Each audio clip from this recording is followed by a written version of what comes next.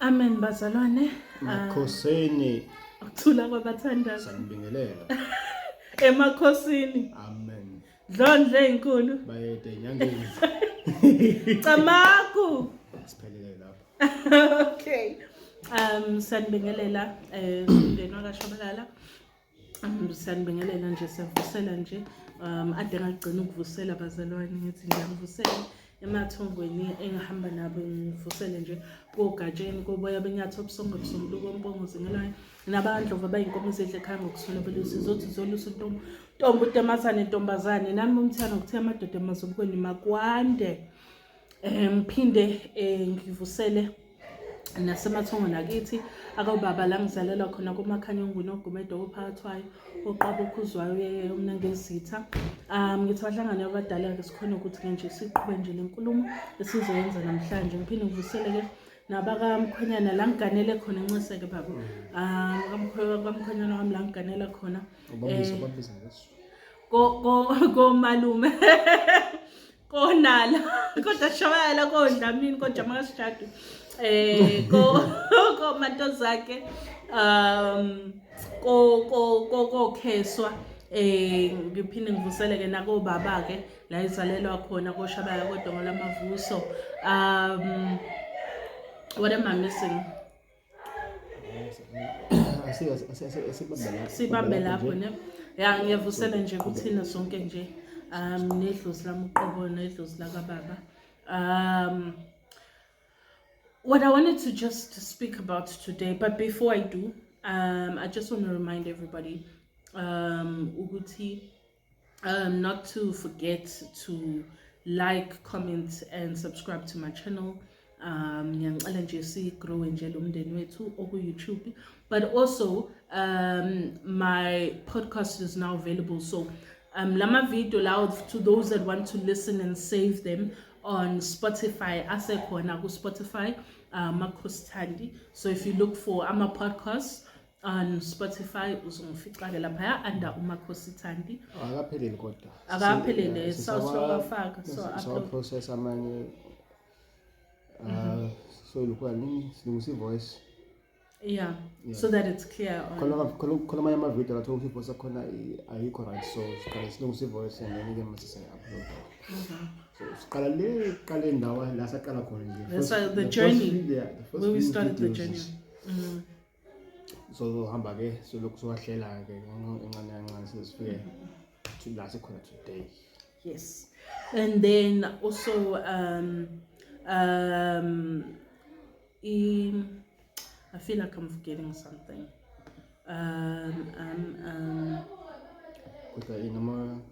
Orders on the website. Yes, the website, the prices will be changing. They will be changing because we haven't updated them. Yeah. So besingai futhi abantu leyo nto leyo. But we will be updating our prices to the prices that we actually have been using now. We actually realized late that our prices are now actually from last year. Yeah, but as is fault. Sikabiza manje umnyakaza sikabiza ukwenza izinto. We tried ukuthi izinto zingabizi ngalo ndlela leyo. La esingakwazi khona ukuthi ezinye indlela kube ezethu yabo njengokuposta nje. Yabo. Ukuposta is not 100 rand. Lokho esintshela kona yabona. Khona lezi izinto abafike beyifune lapha njengebhokisi abanye bubble wrap, if ufuna bubble wrap iyathengwa nayo kodwa ke asin charge lo mali lo nama cost la cover thina like cost yebhokisi, cost bubble wrap. Yeah, we cover those costs. Right, yeah, so imali yokuposa phepha so ugwayi lo hlesi uposa wonke umuntu sesomposela ugwayi via PEP. We're not going to post ugwayi via Postnet because Postnet is more expensive. Just for ugwayi there's no point. Ingcono labantu esibahambisela imithi yabo, iwasho zabo, neinsipho zabo. Yabo. But if umuntu for example order insipho kuphela, right? If order insipho kuphela, then we can send that via PEP. Ayinankinga insipho. inkinga is like iwasho and like into zokuphalaza yeah izingena emabhodleleni into engena emabhodleleni so like liquid yeah so abayifuni kaphela into zokuphalaza into zokugquma into zokugeza those types of things then that will send via postnet and then insipho and ugwayi we're gonna send that via paper asivele siyifinde lapho. All right, what I wanted to speak about today is understanding seasons, ne? Understanding seasons, and a lot of people I don't think necessarily understand what it means to wait your season or you're undergoing your season, like in season yakho, right?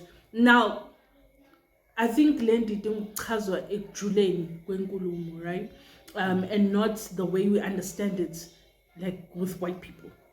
Abelungu indlela bayikhuluma ngayo like oh it's your season. Yabo leyo nto isukela somewhere vele but it's not the way they explain it, right? Angenza umzekelo.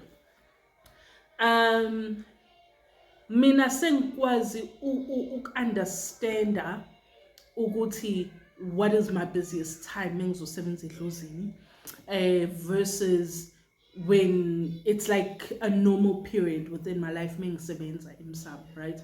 Mengisebenza esigodlweni.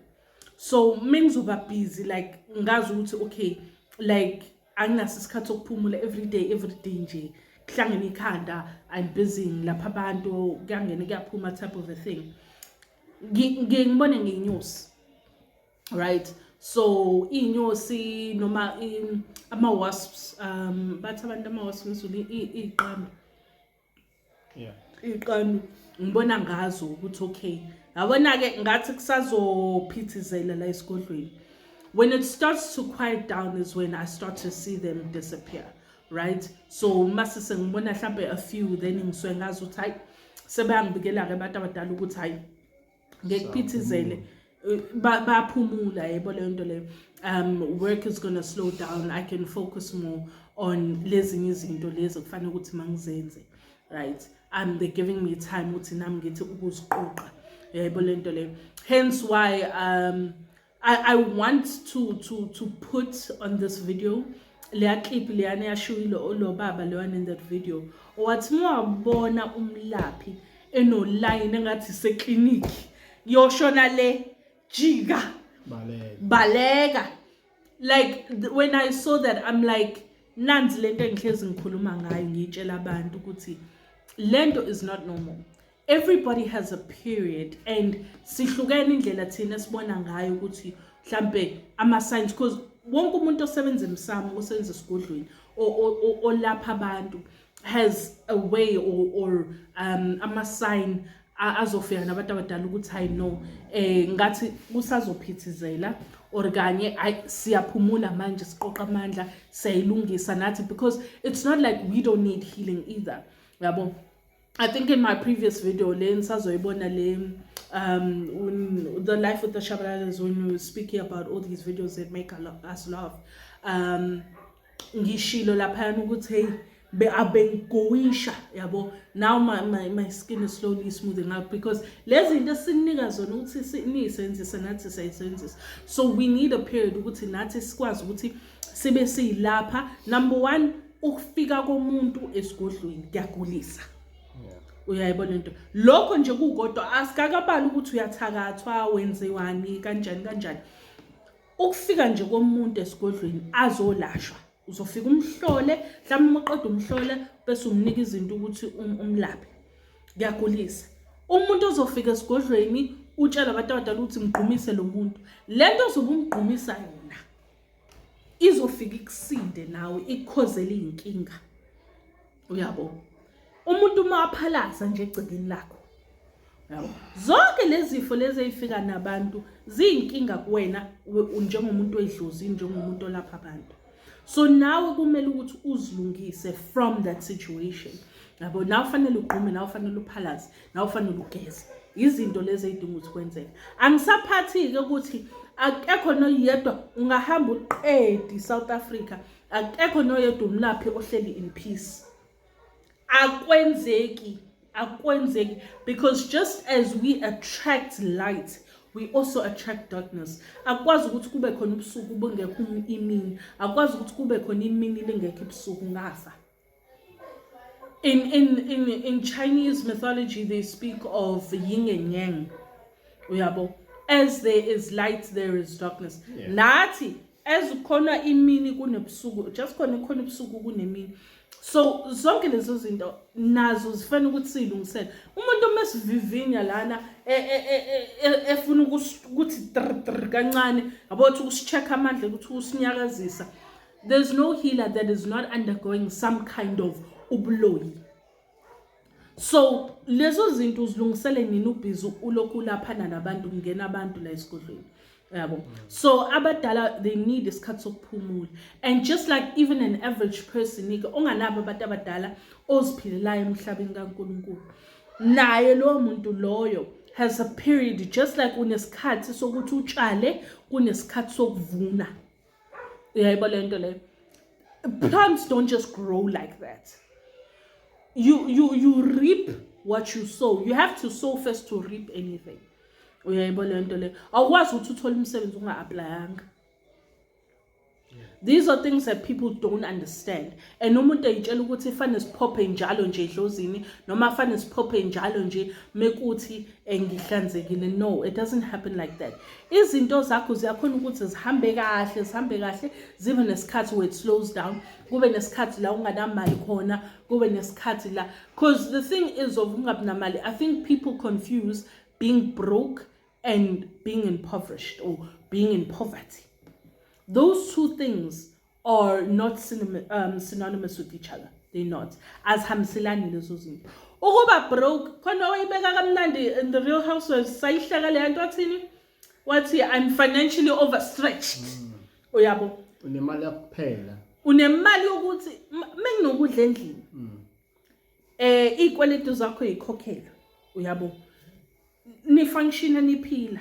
Ukuthi awuna ngisho 5 rand esikhwameni. That's not a problem yabantu abadala. And that's not a problem ukuthi ugijime enyangeni uthi yabo into zama ihambe kahle. No. Uyabo. Kunesikhathi vele la kufanele udlule khona emzimeni. It's just made to be like that. I think people just confuse ukuthi ukuhamba kahle kwezinto with hayi fanele ihlezi nje zimnandi, fanele ihlezi nginemali, fanele ihlezi ngikwazi ukwenza ukuthi 1 no 2 no 3. Abantu abadala lento ukuthi mesithi lungisana emsamo nani, it's not to make you consistently ubuyibhola uhlezi unemali. No, if your ancestors deem it so, kuyisibusiso sakho, then isibusiso sakho inhlanhla yakho leyo. But it's not necessarily a thing of usukulungisa umsamo so that is what happens in your life. You have to understand ukuthi labantu that you come from, bona isimo sabo somnotho besimi kanjani, bona bekuphilwa kanjani, bona if between let's say from September till January or till February wena nje yonke into yakhe imnandi right, then ukudali ukuthi wena njalo nje from September to January or February into zakho zizohamba kahle, and then from March to August unomzima nje ozodlula. Kunabantu we it kudali ukuthi kube kanjalo. Yabo, just like with me, I know mina inyanga zami where I'm the busiest, where noma kuthiwa uyakuthanda ungithole efonini ngeke ungithole. Uyayibona lento le ngiyazazi yabo. And then there are times where I don't see the hardships coming. Uyabo, and lapho ke mase uthola ukuthi the hardships zingizumile, ila ngiqala khona ngiyobheka emsamo ukuthi ngathi kunenkingana la. Kwenzakalani ke manje, like yini nginempi engayazi noma ngicindezelekile or what's about to happen. Uyabo, kunezinto ke that come ungalindele kanjalo, but for the most part abantu abadala have a way of letting you know ukuthi okay, we are slowing down right now, siyophumula, sizoyiqoqa, sisayothola amandla amasha, uyayibona lento le. Phela enye into ebesibheka mawuzolukhuza ake ngibeke njengabantu abasebenza abantu. Mawuzosebenza umuntu usebenzisa umoya. Yabona. Yeah. Usebenzisa umoya ukuthi uwazi ukubonelela lo muntu lo inkinga zakhe noma inkinga leyazi ngayo la ekhaya noma la esigodlweni. Umoya nawo uyakhathala, uyaphelelwa amandla nawo. Yabo. Uyadinga nawe ukuthi uhlale nje uthi ake ngiqoqa amandla yabona. Usile futhi nakusasa. Kuphinde futhi kube yilesi story leso futhi. Yabo. Le ukuthi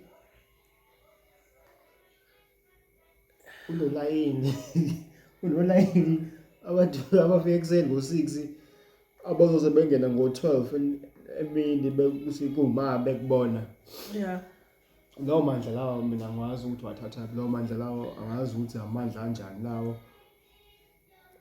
Inkosi yami kuphinde futhi lonto iphinde ifane futhi nalana ke empilweni nakhona. Abantu abadala phela nabo basebenza ngawo umoya. Basebenza ngawo umoya nje nqisi.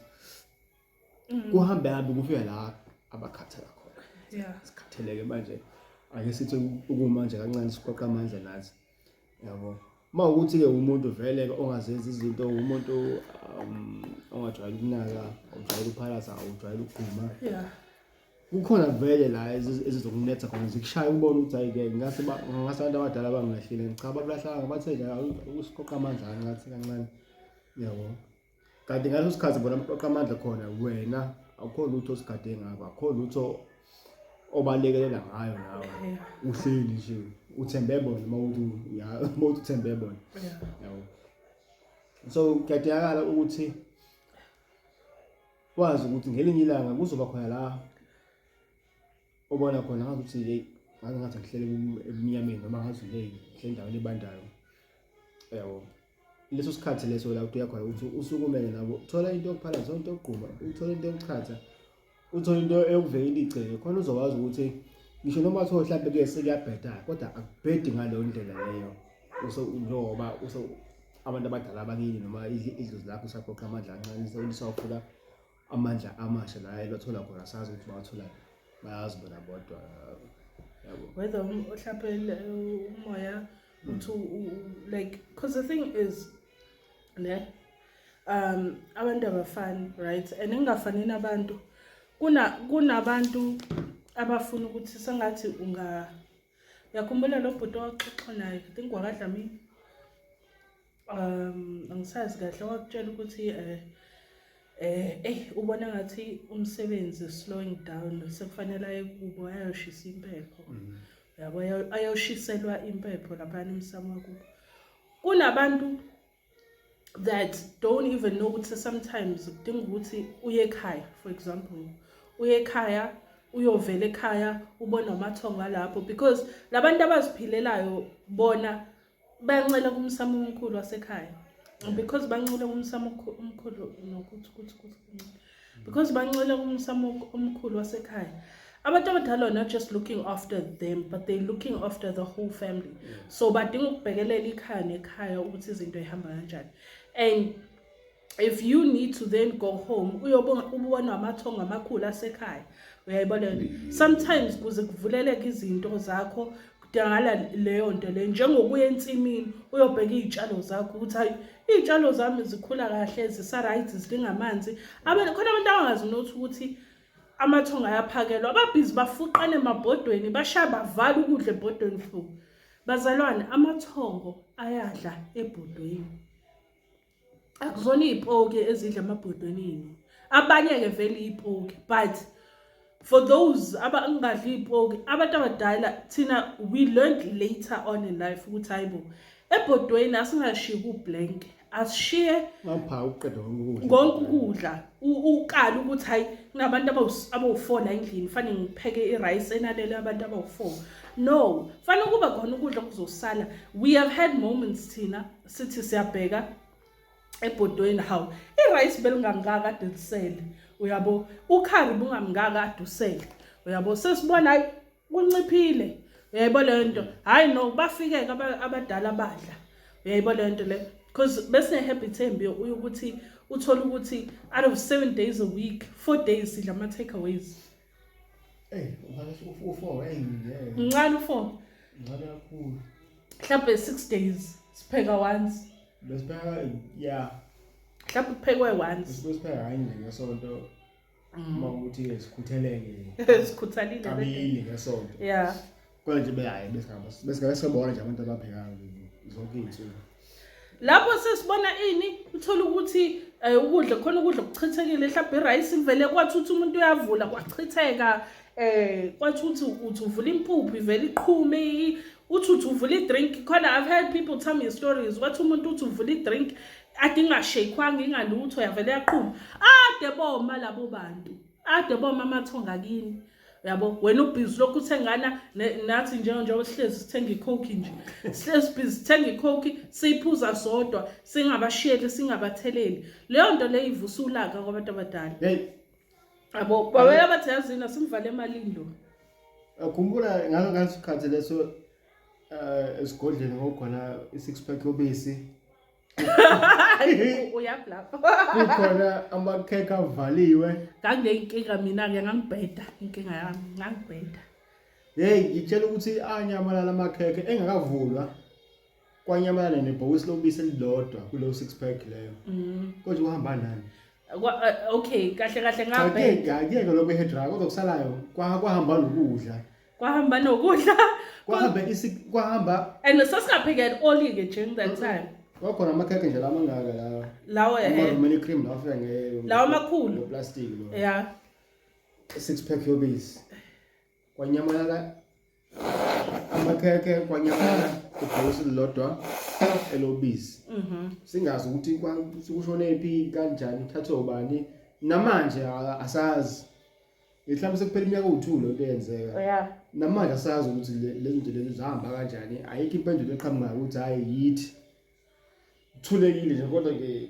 iyinkomba lezo ukuthi hayi ngeke sese wrong sokhona ke okwenzakala la ekhaya abangakuthandi asukuma ke sabona ukuthi hayi ukuthi manje sipheke siyeke nama takeaway lawa yabo siye ukudla ngaphandle yeah and honestly speaking after that as well kwaba nesimo sokwehla kwemali esisiba nayo uyabo uthola ukuthi izophela imali singakhumbula ukuthi ayibo njengoba nginemali engaka kwama account because we used to accounts but since FNB no Capitec FNB na ngiphathi ukuzero ke wona ukuzero FNB na gone and uCapitec hayibo weCapitec sithi siyakhuluma nje imali ukoshoda imali engaka and I'm not talking ukuthi mhlambe kushoda 100 rand or 200 I'm talking thousands asazi ukuthi senzeni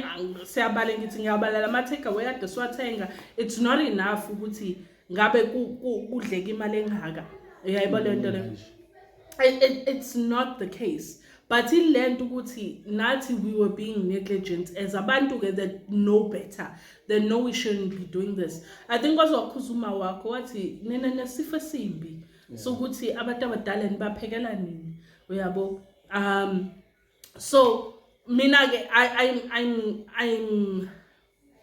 I know I'm wrong to do this but I know I do this sometimes whenever I feel like I need like isamba semali for whatever reason ngizongaphekwa la endlini bese ngiyakha ngibetha abadala khomali yakhola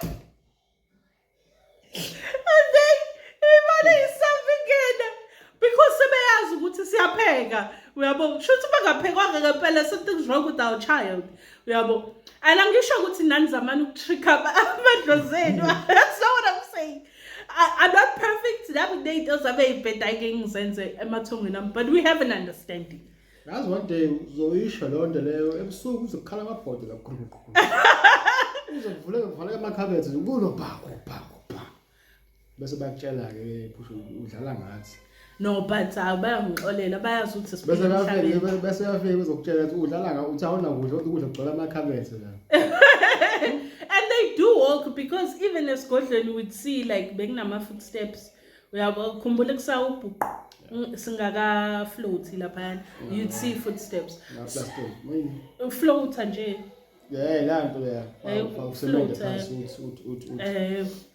so singaka float lapha esigodlweni bekubone kusawubhuqu ukuthi hayi benginyatheliwe lana uyabo. So there are things that I think sometimes siyathanda ngithi siyathanda but ngiqonde mina ngiyathanda ukugijima ezinyangeni noma ngitshela abalaphi benu ukuthi I know izinto ayihambi kahle, this and this is not happening, but ungafuni ukuzibheka ukuthi wena wenzeni. Awukwazi ukuthi umuntu ophilayo number 1 awunamsamo uyayibona le nto leyo. Ahambi ngisho emanzini ke kuyophahlwa ukuthi ulona ubaphakela ukuthi hayi bantu abadala ngoba ngiyazi isimo sasekhaya ukuthi umsamo ukuthi kodwa ngithi anginiphakele lana. There are things that you can do to ensure ukuthi nabantu abadala babone iminyakazo yakho. That's why mina umuntu uma ngimlapha and mengimisa emanzini kuba nesikhathi ngizomisa emanzini ngithi hayi ke la uzonza sure ukuthi uyaphatha ukudla okuwukuthi nokuthi ubaphakele, because that's important ukuthi just like you are eating now uyafuna ukuthi badle ngoba ukulamba kwabo ukulamba kwakho uyabolela. Abanye abantu ubona bedleke emzimbeni banciphe emzimbeni abantu abadala badla kubona because niqhogela abantu abadala niqhogela amadlozi but anifuni ukubaphakela anifuni ukubenzela izinto. Sometimes even once a year, a simple thing of ukwenza iladi once a year or even twice a year, mina I recommend twice a year uyayibona le nto le ukubenzele nje amathongo akhe iladi mhlawumbe once within the year wenza iladi ezo-involve isithebe senkukhu emhlophe and then the other iladi libe nokudla kuphela uyabo. That is enough and it's sufficient enough ukuthi abantu abadala bakho bakuthokozele bakwazi ukuthi bakukhanyisele. Nifuna inhlezi ngikhanyiselwa amadlozi number 1 and ba understand ukuthi laba bakithi ba function kanjani. You have to understand khona abantu when mengixoxisana nabo umuntu athi hayi ngiyakhumbula mina ugogo wayenezinkukhu wayenezimbuzi eneyinkomo okhombisa ukuthi ekhaya kushuthi most likely abantu bemfuyo because asho umuntu uthi hayi bezanda inkukhu beyigcwele igceke ubani uthi hayi shuthi mayade zonke zanda nje kushuthi bekuyinto yabo. Kunomuntu mina khona umntwana la she's gonna know I'm talking about her, but kunomntwana la ovamisa ukuthi emaphupheni akhe aphuphe insimbi okhombisa ukuthi her people were gardeners kwabantu ababetshala bevuna there were people that used to farm uyabo. Lokho in itself is umnotho uyabo, and you're not taking care of that side of things uyayibona le nto le and trying to help your ancestors to transfer lokho into actual monetary ibusiso into ephathekayo uyayibona le nto le. Nigijimela umnotho wasezweni lo unungaqala ukunderstanda lo wenu enihamba nabo ukuthi okay mina njengomuntu waNdlovu or umuntu wamakhanya umnotho wasekhaya wawuhamba kanjani. Alright, how do I then exchange that into ukuthi ngikwazi umuntu onemali ngoba vele let's be honest wonke umuntu udinga imali in order ukuthi uphile emhlabeni. Kunezinto ezithengwayo kunezinto ezenziwa kanje kunabantu ababenomhlaba. That's why you find umuntu ahlezi you always find those people abahlezi bezwa ngeindawo ezidayisayo cheaply. Umuntu ethiwa ayine site endaweni ukuthi idayiswa u10,000 kodwa muthi uyabheka ama site lapho uthola ukuthi agijima ko40 ko50 ko60,000 yabo. Uphiwe ukuthi ashesha uthola umhlaba alright ngeprice right ngoba vele balwela ukuthi abe nawo lo mhlaba lo. And then people don't take that as this is a sign ukuthi mhlambe mina ngumuntu ophiwe umhlaba uyayibona le nto le. Or ube nesimo whereby you find, and I'm not gonna say like chickens because chickens go everywhere, but kunakho lokhu ukuthi you find yourself constantly dreaming of goats or ade uyiphuphile imbuzi uthola ukuthi uzoyifica egcekeni the following day uyayibona le nto le. Or uphuphe inkomo uzifice zingene egcekeni inkomo mhlawumbe, and it's not a common thing uyayibona le nto le. Uthola ukuthi that signs ukuthi hayi man ekhaya mina kwakuhlezi kunezimbuzi kuneyinkomo kushuthi mina ngiphiwe imfuyo uyayibona le nto le. uthola ukuthi omunye uzophupha insimi yaphupha iy'tshalo and things like that. Obviously, context of dreams are important, not just because uphupha imbuzi it means ukuthi fanele ube nembuzi. Sometimes it means ukuthi fanele wenze umsebenzi. So we have to understand the context yephupho. But for other reasons other than umsebenzi, uthola ukuthi basuke bekukhombisa ukuthi hayi umnotho wethu thina kaSibiya or kaNtuli wawulele la, yabo, and turning that into imali. Or unomuntu uthi umuntu medayisa into ithenge, yabo. See, my mom used to sell clothes and uma ine tuck shop, hayi angitsheli kuyodayiswa stock ifu siphele endlini, yabo. Why? Because uma uphika ukuba merchant ushabalala. In fact, when you were dating, see, in our younger years, why ngangihlezi nginama coins engibiza ngengane ye-merchant, yabo, ukuthi ayikuyasho ukuthi uyingane ye-merchant wena, yabo. Nabantu abaphiwa ukudayisa, yabo. But we are so focused on the structure of the environment we live in now, and we're not understanding ukuthi kahle kahle umnotho wami njengomuntu wakaNtuli wakaSibiya or wakaMkhize whatever ubulelela. How do I turn that into my ancestors understanding ukuthi that needs to be turned into money, so that I can live a certain way. A lot of things esikhathini samanje azama ukuthi basiyise emuva to imvelaphi yethu, because isilahlekile kakhulu. And and if you're not going to grow and understand yourself spiritually and understand yourself, not just go into ama video and just to understand ukuthi iDlozi afake ngithwase afake ngesichitho and all of that, but actually breaking down the knowledge into helping you understand ukuthi umsuka wakho uthini, imvelaphi yakho ithini, abantu bakini babephila kanjani, uyabo, so that you can grow nawe ukwazi ukuthi ube right. Because akekho umuntu oqhamuka kwindle emnyama. There's no black person owayidalelwa inhlupheko. Noma kuthiwa awukho rich, yabo, but awudalelwa ukuthi uhlupheke uswele. That is not our calling as people of the soil. Asibizelanga nje leyo nto, asibizelanga ukuhlupheka. That's why I always say mina isangoma esihluphekile ngiyasijaja, because ngifuna ukwazi ukuthi njengoba unje wenzeni, uyabo, uzufike la. Khona la qala khona konakala, uyabo, khona la kubhenda nazo ke, waziba, uyabo, baphinde futhi bakutshela waziba, baphinde futhi bakutshela waziba, yabo. iDlozi afaka vele ikushaya nje game 1 ngephusa lokuqala. Abantu abadala bakulahla ngephusa lokuqala, yabo, banika intambene nje izinto lokhu wenza lokhu bad uze kufike egcineni kwentambo yakho le yaqala wona ukuthi ayingaka intambo yamfana noma ingaka intambo kantombazana, uze ufike egcineni ke lapho ke bese hayi bese kuluka nganzima umuntu ke bese bona ngathi izinto ayilungi ngathi ingoba wayeke inkinga zangaka sekufanele manje kulokhu uncenga uthopa, uyabo, ukwazi ukuthi uyilungise le nkinga kancane ukuze ukwazi ukuthi iqaqeke kwena, uyabo. So in hindsight, I think lento lena ukuthi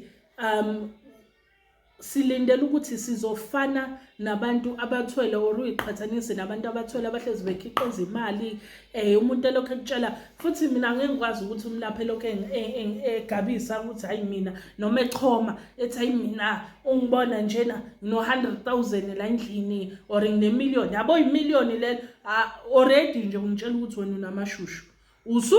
Kahle awu advertise ukuthi unemali, ungadvertisela ukuthi unamashushu nje, yabo, because iDlozi alikuhluphekisi alikuswelisi, but also in the manner that unless kunomsebenzi kusebenza unamathenda ke nani, umnotho wakho nomnotho the average person ngeke uzofana, ngoba vele wena amabhizinisi akho lawa akuthuthukisayo, uyabo lento. And njobe kuthuthukisa nje iDlozi lisuke likhanyisela izinto zenza, because another thing, iDlozi likuhlangabeza where you are. That's just the bottom line. iDlozi likuhlangabeza where you are. If you're going to be sitting and ulokhu uyitshela ukuthi ukuphahla is enough, it doesn't work like that. If ungeuzuza unyakaza empilweni, unyakaza wenza izinto, then obvious ngeke kuze kulunge kuwena. So for example, iDlozi ukukhombisa ukuthi likuhlangabeza where you are. Thina sakhonjiswa like njengami mina ushaba imithi kakhulu, but mina ngakhonjiswa indaba yokuthi le washo lezi engingizikhiphela abantu lesi sikanje sihlambulula isichitho lokho kanje kwenza ukuthi lokwenza ukuthi angizipackage that way. And then ngakhonjiswa neinsipho ukuthi uzowenza ukuthi shaya lento le yenziwa manje ukuthi ini ama soaps. No, mina angikhonjiswanga lamaqhuzu la, ngakhombiswa ishower gel, yabo. Ishower gel ngakhonjiswa enje, kwathiwa uzowenza njena ke lena. Ngafunda ke sayihluphayo noShabaya safunda ukuyenza ukuthi okay, ishower gel moyenza uzoyifaka isiwasho, uyifake ke because eminye inemithi, eminye inamafutha thizeni ahlangane neDlozi. Zonke lezi zinto ukuthi okay, this is how you do it, and then usiza abantu 100% sure lento suke sikhiphile ukuthi lezo yiwasho nalezo insipho ukuthi ziyenze kulo muntu esifike ziyenze, yabo. Sakhonjiswa basikhombiseni kutheni na ukuthi bengekho busy eDlozini nakho into enye ezo-eda sibe silindele ukuthi hayi uvuka ube mandla umsebenzi. So it was almost their way of saying, this is something that we're going to empower, and we're going to empower it, and izokwazi ukuthi ke infakele imali inenzele imali.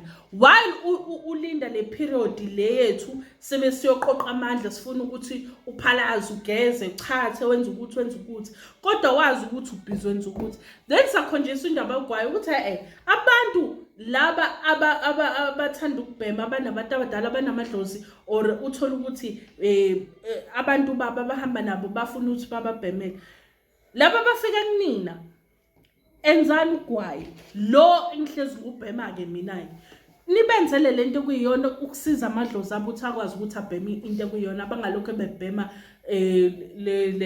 lama chemical abawabhemayo lawa athengwayo lento taxi laba no ntsu bakwazi ukuthi babheme ugwayi ongempela wabantu abadala oqhamuke emadlozini, uyabo.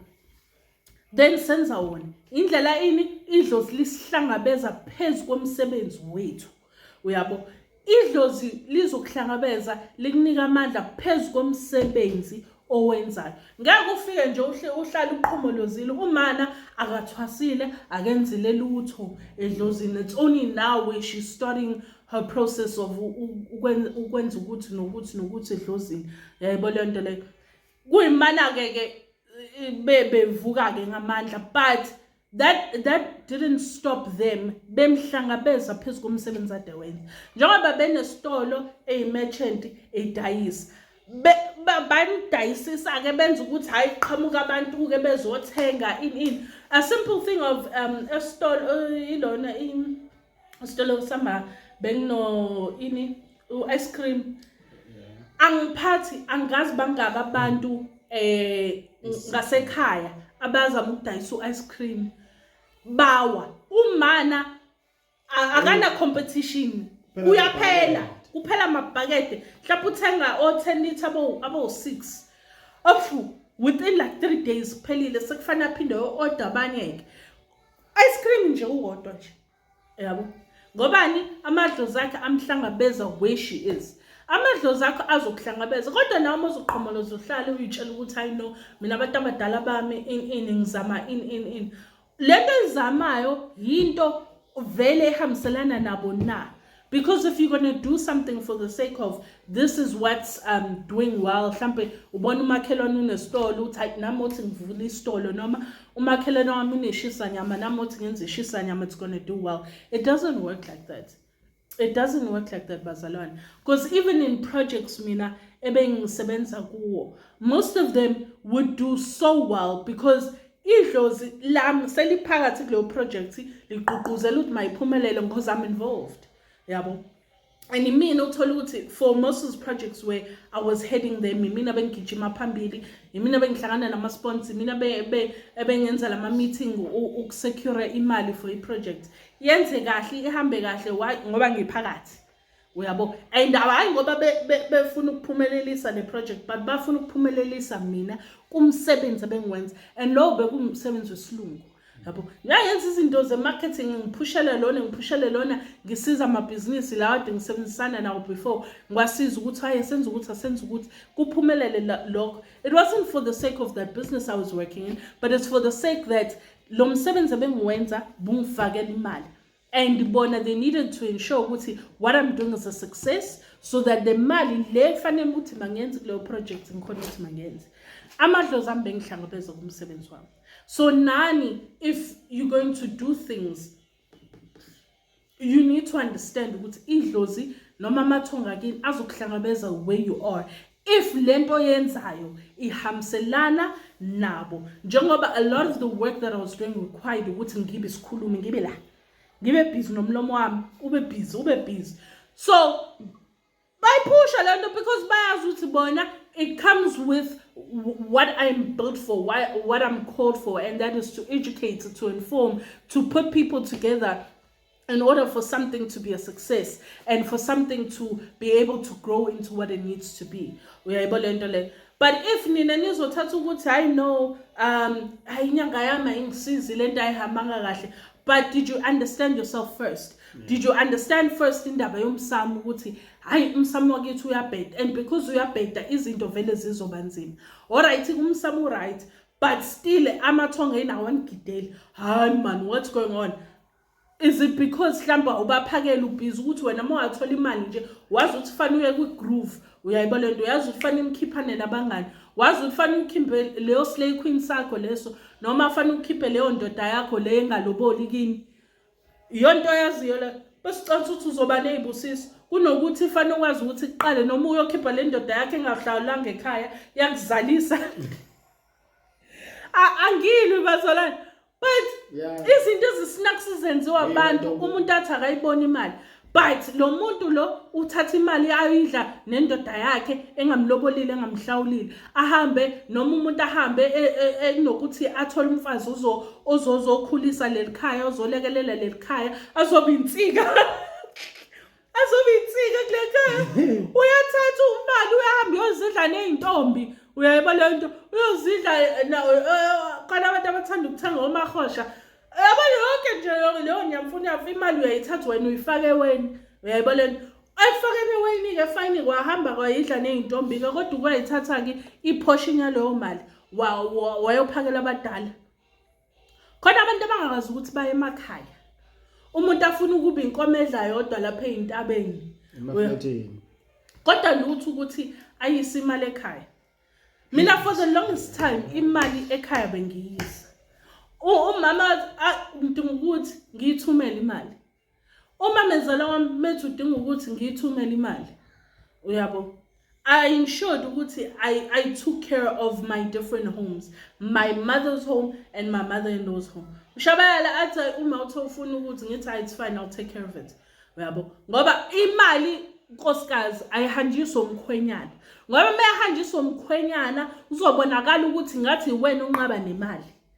Yabo, so uyayihobisa lapha yana uyisa kubo. No, fanele uvele nkosikazi kubonakala ukuthi hayi cha walobola nkosami umntaka sibanibani, walobola unkosikazi oqotho. Iwena ohambisa imali ekhaya, wena ohambisa igrosa ekhaya la ugane khona. Those are the things. So umuntu angazi ukuthi lezo zinto zenziwe. Yabo, ngcono mekuthi awuzenzi kunesizathu phezulu ukuthi naba abantu abadala bazo understand ukuthi hayi angikwenza ukuthi ngoba mhlambe umamezala wami uyangithakatha, or angikwenza ukuthi ngoba ekhaya bayangithakatha. Uyabo, so angikwazi ukuthi ngihambise imali ngoba ekhaya bancela igazi nje kuphela. Ngoba kunayo imndeni enjalo ngesidlale phela bazalwane sithi you must know. Kunezinto vele that you can't do because families sometimes take advantage. Uyabo, but kunabantu futhi abakhethiwe emndenini ukuthi wena sizokunika konke in that is within our power as amadlozi or amathongo akadlamini. And njengoba sizokunika konke sikunika khona uzokwazi ukunakekela abanye emndenini. There are people abangayi understand leyo nto ukuthi their sole purpose is to take care of their families. Yabo, And bathathe leyo mali umuntu abona ukuthi hayi mina ngibusisiwe because obviously mina I'm educated and I got myself a degree or a master's or a PhD. I did this, I did that. It's on my own strength. No, ezinye izinto is not of your own strength. Uyabo. And njengoba ngikhuluma lento angikhulumeli phezu kwalaba kunenkinga eyidala ukuthi ungakwazi lokho ukuyenza lena because there are families akhona abantu asebekubafika la ekhaya uthola ukuthi umunye asho ukuthi mina ngafundisa usisi wami, mina ngafundisa ubhuti wami, mina ngafundisa izingane zasekhaya, mina ngathengela uma umuzi but bangihambela izinyanga bangangithakathi.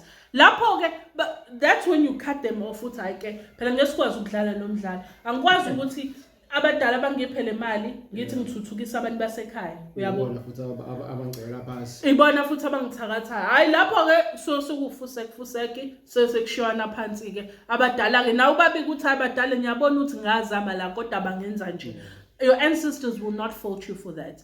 But if unama families aba right abasupportanayo but uthola ukuthi ingane yabo ifuna ukuyohlala eflatini kubo ishiya kulungisiwe. Ingane ifuna ukuyohlala nentombi kubo akulungisiwe. Ingane ifuna ukondla umndeni wentombi kodwa kubo akazi nokuthi uma wakho udleni. Uyabo. There are families like that uthula ubuku uthi hayibo like bakunike konke abantu abadala so that babonile ukuthi you're the one that's going to be able to multiply lokho abakunika khona. And njengoba you're the one that they've chosen ababona ukuthi uzokwazi ukuyimultiply lento abakunika yona so that you can take care of them. But wena ubona ukuthi fanele uyohlala eflatini baleke kakhulu ngaqala balekele ekhaya. Uyayibona lento le kuba umuntu obekiwe noma kuthiwa awazi ke ukuthi ukhethwe abantu abadala kodwa ke uthumela imali ekhaya ukuthi abantu badle ekhaya lapho bakwazi ukuthi balale bedlile izindleko zomuzi noma abantwana banakho yini ukuthi yabo uyathumela ke ngisho ukuthi umuntu ke ongazazi ke lezi zinto lezi khona nawe uzokwazi ukuthi mhlakufika lesuku lokuthi uyashayeka emhlabeni uwazi ubuyele ekhaya ungenayo amahloni and ababhomi labo bantu wazi ubuyele ekhaya ungenayo amahloni uzobuyela kanjani ekhaya sokuphele u5 noma 7 years wahamba wena ekhaya awuthubele ngisho isenti kulo 5 years lapho usugoduke kabili ufika kwakho futhi awufika ngophethe lutho wayifika nje uyihambela uphethe impahla zakho lezo uthatha ufika umshado futhi wahlala futhi ke lezo insuku lezo zimbala gone futhi eThekwini gone nawe uhlala khona lena mase ukuthi sekuphela umsebenzi ke manje sekunzima manje ukuthi ubuyele ekhaya uthi hey bazali noma hey bantu bakithi ngizahluphekile la kancane ngifuna uzofika ikhanda lapho ngizibona ukuthi uzophuma kanjani uzobuyela kanjani and bayawa labo bantu uzobuyela kanjani ekhaya number 1 flatini la uhlala khona uzoskip impahla zakho uzomqasha imoto thatha impahla zakho izisaphi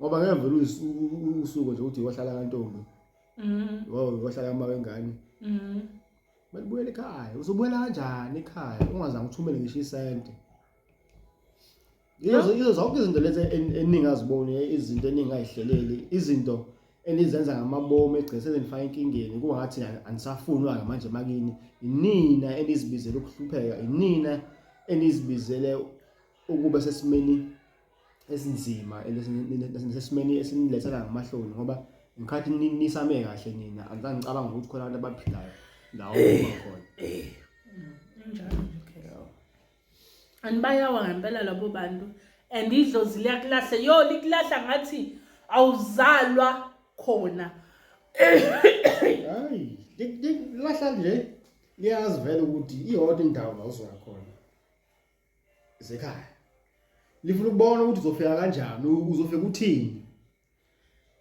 andike lapho ke labo bantu ngibona abagijima bomuntu esefuna ukuyenyangeni noma esefuna ukuyesangomeni ethi into zakhe ziyabheda umuzi wakhe udliwe usefuna ukubuyela ekhaya ini ngoba nahluleka kwasekuqaleni umnotho doesn't just come because like wenza izinto lezi wena personally that you needed and so yonke into fanele ihambe ngendlela kuningi into ebhekwa when it comes to isimo sakho. That's why a lot of the time uthola umuntu mehlolwa into eziningi zike ikhombe to the home la uncele khona uyayibona le nto le la inkaba yakho eqhamuka khona because yonke into isuka ngemvelaphi whether imvelaphi ekhaya or imvelaphi your lineage uyabo la kulabantu odabuka kubona into eziningi ziqala emuva uyabo. So whether it's learning about your people, learning who you come from, how they lived, and what the blessings eqhamuka nabo zisebenza kanjani, understanding ukuthi there's times and periods within your life where you have to go through difficulties, because also within those difficulties sometimes bakudlulisa kuzona khona uzokwazi ukuthi uflash system. Ngithi ukuflash system sometimes kudingakala ukuthi kunabangani ohlala nabo abangekho right, and the only way ukuthi bachitheke is so that uqale ube umuntu angathi uqala phansi impilo unalutho uyabo, noma umuntu odlule emzimeni thizeni where they know ukuthi these friends that you are keeping are not going to be there for you, and kube indlela abazokwazi ukuthi babahlehlise ngabo ngoba kunabantu esihlala nabo abawupoison empilweni zethu uyayibona le nto le yabo. Sometimes you need to go through ubunzima to even understand your family yabo, understand ukuthi lo mndeni wakho lo umndeni okukhuselayo noma umndeni othokoza ngencindezi ongaphansi kwayo noma othokoza ngamashwa owehlelwe wona uyayibona le nto le. Sometimes udlule emzimeni to understand ukuthi hayibo kunezinto ongazenzile okufanele ukuthi mawuzenze for abantu abadala uyayibona le nto le.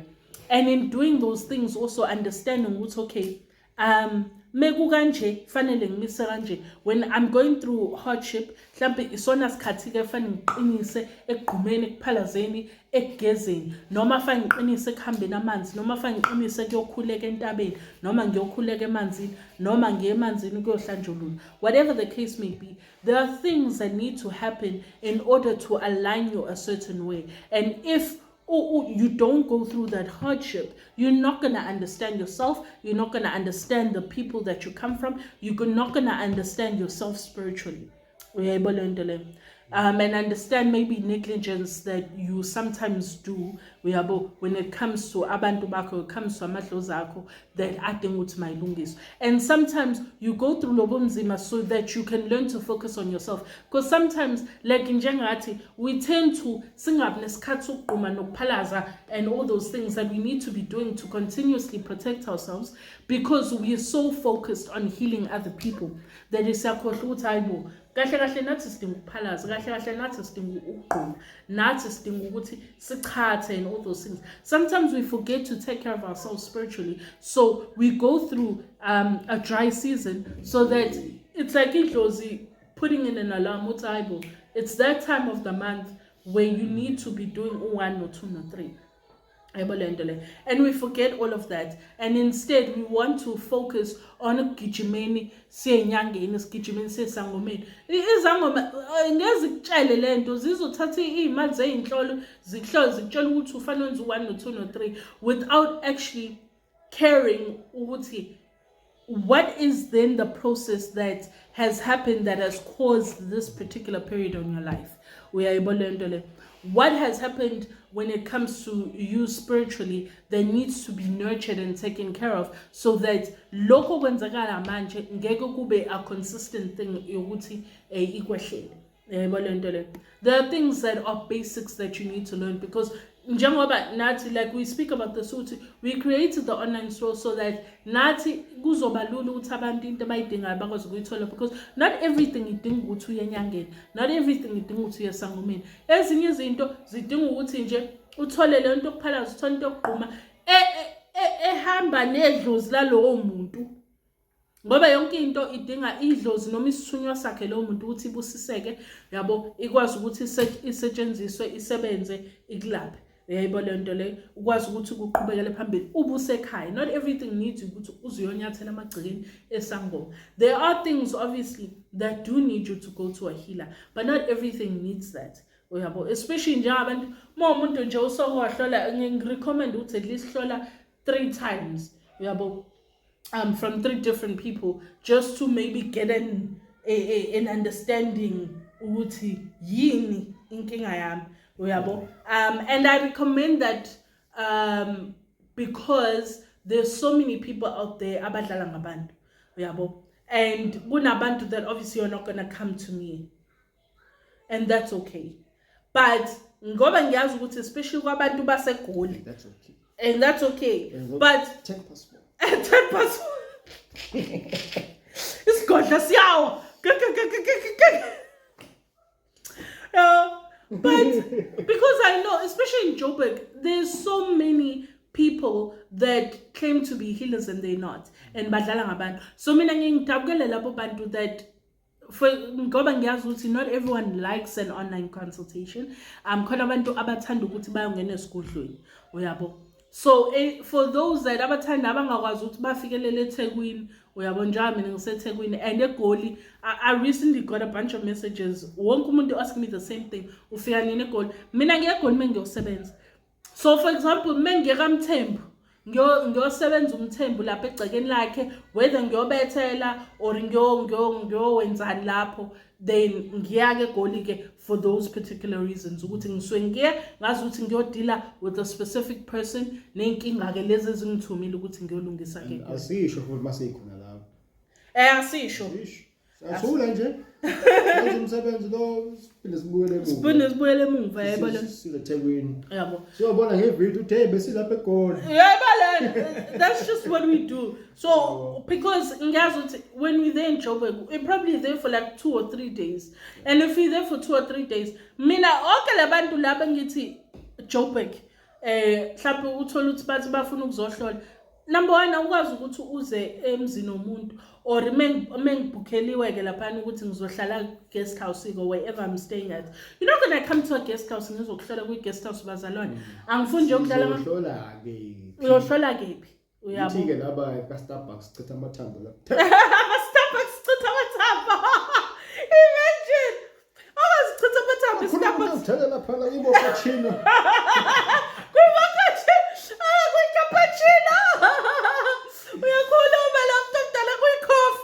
Sugars black, no white. I shall love them that I 3 sugars black, no white. Holy macaroni, spaghetti la pa. Yeah. So let's go again, Leon. Yeah. No. Those things, so peace foods. Yeah, so those are things that we need to understand. For those that abalapha eJoburg ke abanabantu abadlala ngoyiningi izangoma zamanga lapha ukuthi ngikwazi ukuthi at least men like ezeni for labantu abalike ezeni noma ungayokuhlola kulomuntu odwa ncane izangoma ezinamanga la.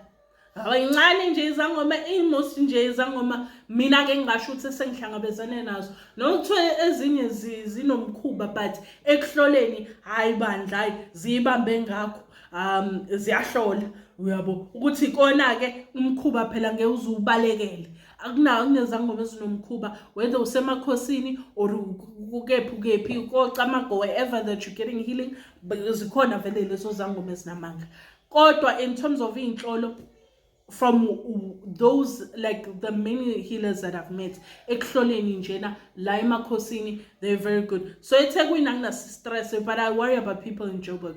So at least go to like 3 different healers and if you get roughly the same inkulumo from those 3 different people usuyazi ngone usuzoqoqa ke within yourself ukuthi hayi ngathi inkinga ila kulezinto lezi ngoba lezi zinto mhlawumbe out of the 4 things ezibaliwe kuzoshiwe zu2 kule heal uye kwenye ashe zu3 uye kwenye ashe naye lezi zu3 usuyazi ukuthi hayi shuthi le 3 inkinga yabo lesi 4 uthi ngayinaka uthi nginake le 3 ngifocus kuyona ke ngiyilungisa ngendlela afanele ukuthi mangiyilungise ngayo uyabo ukwazi ukuthi makukhanyeke but yeah sifinqe lapho ngoba siyazama kaselona ukuthi sinciphise the length of the videos isikhathini konakale vele ichapile nganalo ndala ingabe bese ivale manje yesisinde kakhulu kukhanya ke kunina ke eMakhosini kuvuleleke kuqaqeke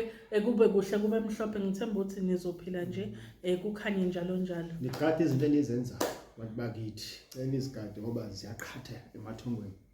Makhosini. amen Goodbye.